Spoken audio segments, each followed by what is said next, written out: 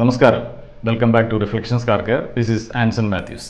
ഇന്ന് നമുക്കിവിടെ ചെയ്യാനുള്ളത് ഒരു ഹുണ്ടായി സാന്റഫെ കാറിൻ്റെ ഹെഡ്ലൈറ്റ് അപ്ഗ്രേഡാണ്. അപ്പോൾ സാധാരണ ഇതിൽ നിന്ന് വ്യത്യസ്തമായിട്ട് ഈ കാറിന് വരുന്നത് ഒരു സ്ക്വയർ ഷേപ്പ് പ്രൊജക്ടറാണ്. അപ്പോൾ നമുക്ക് എൻക്വയറി വരുന്ന സമയത്ത് ഇതിന് വെളിച്ചം കുറവാണ്, അല്ലെങ്കിൽ നമുക്ക് എന്തെങ്കിലും ഒരു സൊല്യൂഷൻ വേണമെന്നുള്ള രീതിയിൽ സംസാരിച്ചു. പക്ഷേ പ്രൊജക്ടർ ഉണ്ടെന്നുള്ള കാര്യം പറഞ്ഞെങ്കിലും ഈ ഒരു സ്ക്വയർ ഷേപ്പ് ഞാൻ പ്രതീക്ഷിച്ചില്ല. വന്നു കഴിഞ്ഞപ്പോഴാണ് മനസ്സിലായത് ഒരു സ്ക്വയർ ഷേപ്പാണ്. നമുക്ക് സാധാരണ സ്വാപ്പ് ചെയ്യുന്നത് ഒരു റൗണ്ട് ഷേപ്പ് പ്രൊജക്ടറാണ്.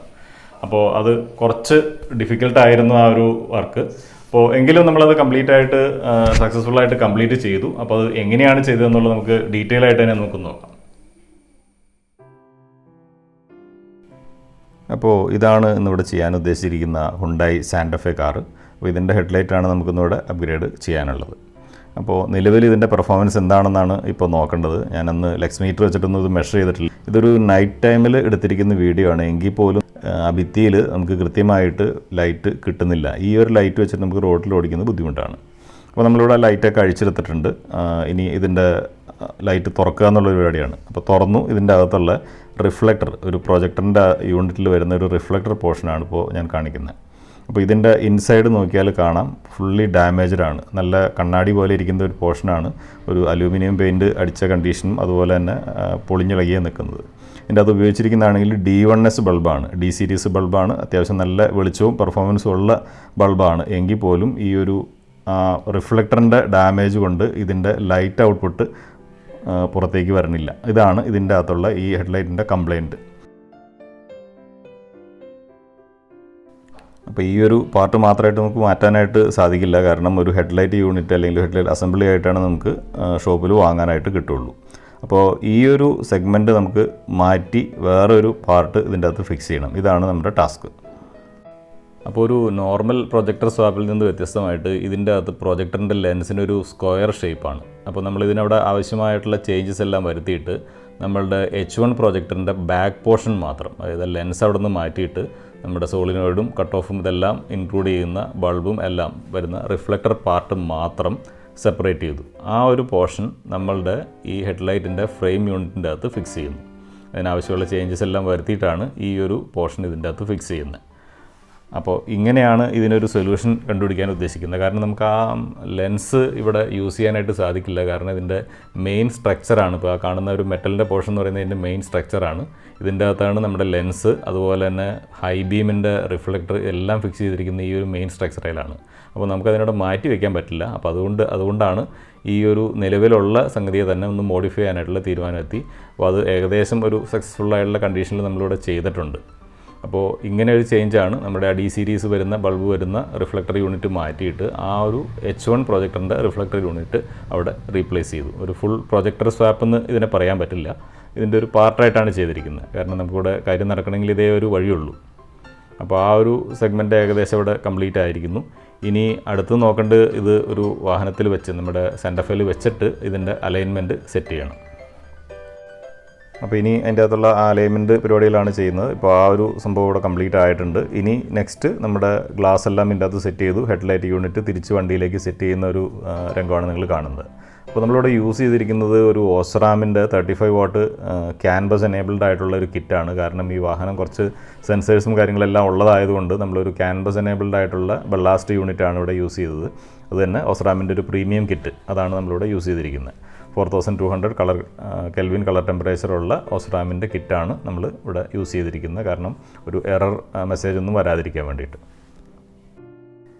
അപ്പോൾ നമ്മുടെ വർക്ക് ഏകദേശം കംപ്ലീറ്റ് ആയിട്ടുണ്ട്. അപ്പോൾ 2 ഹെഡ്ലൈറ്റ് നമ്മളിവിടെ സെറ്റ് ചെയ്തു. അപ്പോൾ ഈ ഒരു സ്വാപ്പിങ്ങിന് വേണ്ടിയിട്ട് തുറന്ന സമയത്ത് ഹെഡ്ലൈറ്റിൻ്റേതായ ഏജിങ് ഉള്ള റിസ്റ്റോറേഷൻ ചെയ്യേണ്ട ഒരു ആവശ്യങ്ങളുണ്ടായിരുന്നു. അപ്പോൾ അതിൻ്റെ ഗ്ലാസ് എല്ലാം ക്ലിയർ ചെയ്തു. അതുപോലെ തന്നെ ഇൻസൈഡ് അഴുക്കുകളൊക്കെ ഉണ്ടായിരുന്നു. നോർമലി വരുന്ന വേറെ ടയേഴ്സൊക്കെ ഉണ്ടായിരുന്നു. അപ്പോൾ ഇതെല്ലാം ക്ലിയർ ചെയ്ത് ഹെഡ്ലൈറ്റിനെ റീസ്റ്റോർ ചെയ്തൊരു ബ്രാൻഡ് ന്യൂ അപ്പിയറൻസിലേക്ക് കൊണ്ടുവന്നിട്ടുണ്ട്. ഇപ്പോൾ നമുക്ക് നേരെ കാണാം, നല്ല ക്ലിയർ ആയിട്ട് തന്നെയാണ് ഹെഡ്ലൈറ്റ് ഇരിക്കുന്നത്. ഇനിഷ്യലി ഞാൻ അത്ര ഫോക്കസ് ചെയ്തെടുത്തിട്ടുണ്ടായില്ല. ആ ഒരു ഫെയ്ഡിങ് ഉണ്ടായിരുന്നു ഹെഡ്ലൈറ്റിന്. അപ്പോൾ അതെല്ലാം ക്ലിയർ ചെയ്തു. ഇപ്പോൾ നല്ലൊരു ബ്രാൻഡ് ന്യൂ ഫിനിഷിലേക്ക് നമുക്ക് കിട്ടിയിട്ടുണ്ട്. അപ്പോൾ ഇതിൻ്റെ അപ്പിയറൻസ് ആണ് ഇപ്പോൾ കാണുന്നത്. അതുപോലെ തന്നെ ഒരു ചേഞ്ച് അവിടെ ചെയ്തിട്ടുണ്ട്. ഇതിൻ്റെ മേലെ വരുന്ന ടോപ്പിൽ വരുന്ന ഒരു വൈറ്റ് പോർഷൻ ഉണ്ട്, അതൊരു പാർക്ക് ലൈറ്റ് ആയിരുന്നു. അപ്പോൾ അതൊരു കസ്റ്റമറുടെ താല്പര്യപ്രകാരം അതിനൊരു DRL-ആയിട്ടും ചേഞ്ച് ചെയ്തിട്ടുണ്ട്. ഇഗ്നീഷൻ ഓൺ ആകുമ്പോൾ കത്തുന്ന രീതിയിലായിട്ട് ചേഞ്ച് ചെയ്തിട്ടുണ്ട്. ഇനി നമുക്കിതിൻ്റെ ഒരു ഈവനിങ് അല്ലെങ്കിൽ ഒരു നൈറ്റ് ടൈമിലുള്ള വിഷൻ ഒന്ന് ചെക്ക് ചെയ്യാം.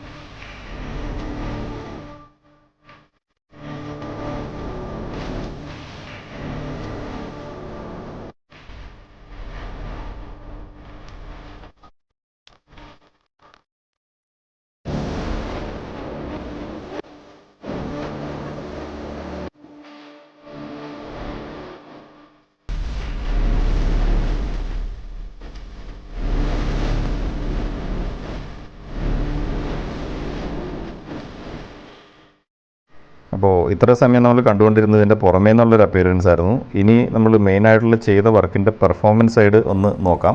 ഇതിൻ്റെ ഔട്ട്പുട്ട് എത്ര ചേഞ്ച് വന്നിട്ടുള്ളത്.